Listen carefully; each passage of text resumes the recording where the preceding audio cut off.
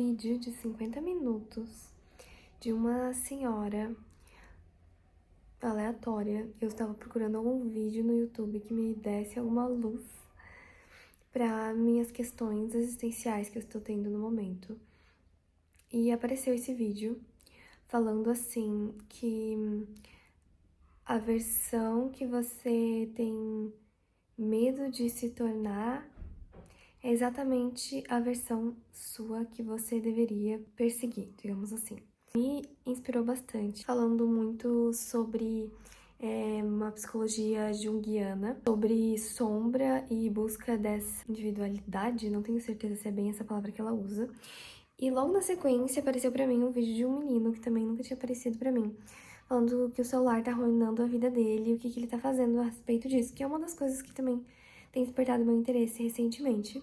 E uma das coisas que ele fala é pra criar, né? E durante o vídeo dessa primeira senhora, ela fala que uma das coisas que você sabe que é a sua sombra, que seria essa versão sua, que é a sua versão mais genuína, que não se tornou quem de fato você é, porque ela tá meio que reprimida por conta das coisas que você ouviu e que você reprimiu e que ela tá ali no seu subconsciente. E ela fala pra gente ouvir essa versão nossa. E a gente sabe o que é essa sombra, né? Que é um processo também de descoberta. Quando você começa a pensar numa possibilidade e também instantaneamente vem pensamentos assim, não é o momento, vamos deixar pra fazer isso depois, vamos esperar um momento ideal. E é uma coisa que sempre fica surgindo pra você e que você sempre tá nessa procrastinação, de certa forma, e que são, como eu posso dizer, são pensamentos lógicos que te impedem de viver essa versão tua, e que você dá voz porque eles têm sentido. E aí, enfim, fiquei pensando em várias coisas sobre minha existência. E uma das coisas que eu pensei, né, justamente depois que veio esse vídeo desse menino, é sobre criar, né? E eu gosto muito de criar. E eu gosto muito de falar, de expor ideias. E faz tempo que eu não consigo fazer isso. E aí eu parei pra pensar, assim, como essa versão minha tenta sair há muitos e muitos anos. Eu já tive um canal no YouTube, postei alguns vídeos, mas assim, eu não aparecia o rosto, justamente por esse medo de ser julgada, de ser julgada por mim mesma, de certa forma, porque toda vez que eu expresso alguma opinião, falo alguma coisa, crio algum post, eu me julgo antes mesmo de ter oportunidade de ser julgada por outras pessoas, então eu acho que esse medo maior está no meu próprio julgamento e não necessariamente no outro.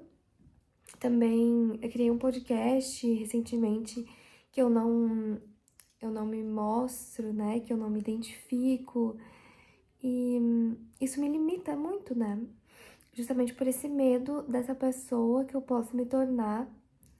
E aí eu pensei, cara, eu poderia criar um espaço onde de fato eu expusesse minhas ideias, falasse o que eu realmente penso, que eu criasse o que eu realmente quero criar.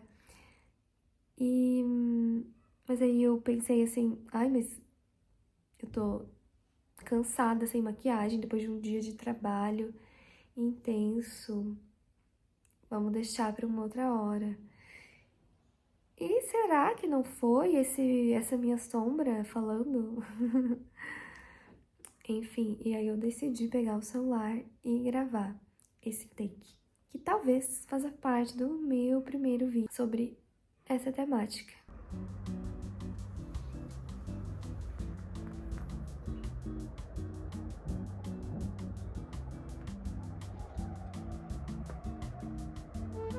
Vai fazer 10 meses que eu comecei a aprender a fazer crochê. Eu digo comecei a aprender e não aprendi porque é uma coisa que cada vez que você aprende mais, você percebe o quanto você ainda não sabe e o quanto ainda há para explorar nesse meio, então eu acho maravilhoso. Aqui eu estava fazendo quadradinhos da vovó, que é uma das coisas mais básicas do crochê, mas com eles eu tava tentando fazer um cardigan.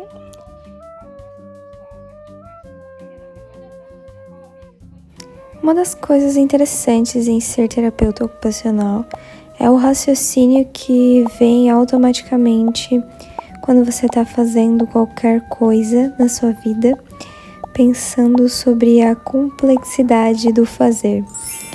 Então, quando eu faço qualquer coisa, é muito difícil para mim não pensar em por que eu faço, em que contexto eu faço, com que objetivo eu faço, quais são as habilidades envolvidas, qual que é a importância disso na minha rotina, com que frequência eu faço, se está equilibrado ou não, a classificação daquela ocupação dentro do quadro de ocupações, se aquela atividade para mim entra como lazer, entra como trabalho, entra como atividade de vida diária, enfim. E eu acho muito interessante essa complexidade do fazer.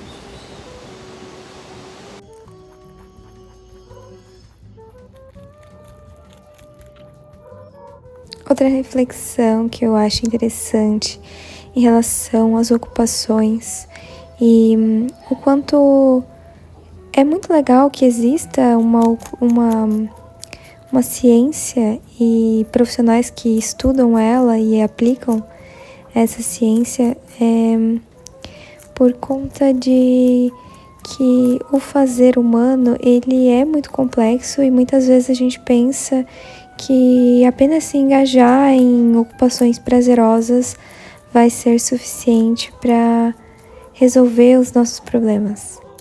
Ou muitas vezes, eu estou me sentindo muito cansado, então eu vou dormir. E aí simplesmente você acorda no outro dia e o teu sono não foi reparador e você continua cansado. Então, o que está acontecendo, sabe? Por isso que há, uma profissão que se preocupa em olhar para todos esses detalhes, porque realmente até o próprio engajamento em ocupações, se não for bem mediado, ele pode causar adoecimento, né? É justamente para isso que existe a terapia ocupacional.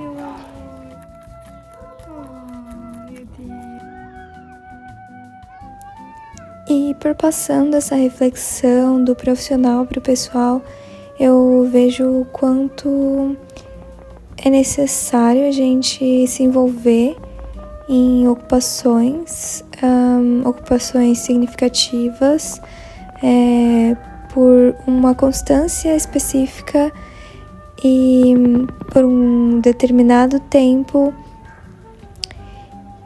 e com determinadas pessoas também, quanto à participação social também exerce um papel imprescindível na nossa vida. E o quanto às vezes a gente tem que fazer as coisas só porque a gente quer fazer, sem necessariamente envolver produtividade, utilidade ou um grande propósito.